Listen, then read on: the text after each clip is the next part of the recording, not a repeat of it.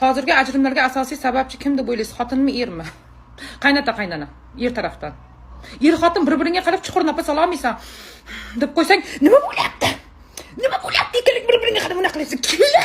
Kelin sizga nima bo'lyapti? Ana shunaqa qilib gapiradi. Kelin tarafdan hech kim aralashishga haqqi yo'q. Chunki kelin machit oldi tilanchilik qilib non so'rab o'tirgan paytda olib kelib xotiniga o'g'il qilib qo'ygan. Yetimvachcha, qulvachcha, uni uy tarafda hech kimi yo'q uni. Er xotin o'zi urushib, kerak bo'lsa tepishib, shunda ko'rpan tagiga kirgandan keyin kelishib ketadi. Lekin ana qilib o'tirish kerak. Naryoqdan er tarafdan ana labini chaynab o'tirish kerak. Tinchib ketsa ham yoqmaydi ularga. Tinchib, tinib ketsa ham yoqmaydi. Zerikadi. Zerikadi. Har doim ishkal bo'lish kerak. Chunki o'rtaga qozi kerak-ku bitta. Zerikkan ular.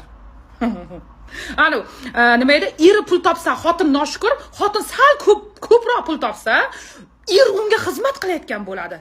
Ongni qaranglar-da, er xotin birga aravasini tortyapti, lekin er xizmatkor ekan.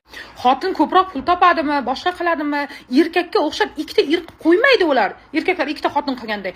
Borini topganini, tutganini ro'zg'origa tashiydi, bolalariga tashiydi, erimni biri ikki bo'lsin deydi. Shunaqa harakat qiladi. Yo'q, lekin buni ham ko'rish olmaydi. Bo'lib turish kerak. Har doim ana shu ahvolda bo'lish kerak. Iltimos, tinch qo'yinglar. Er xotinning o'rtasiga aralashmanglar.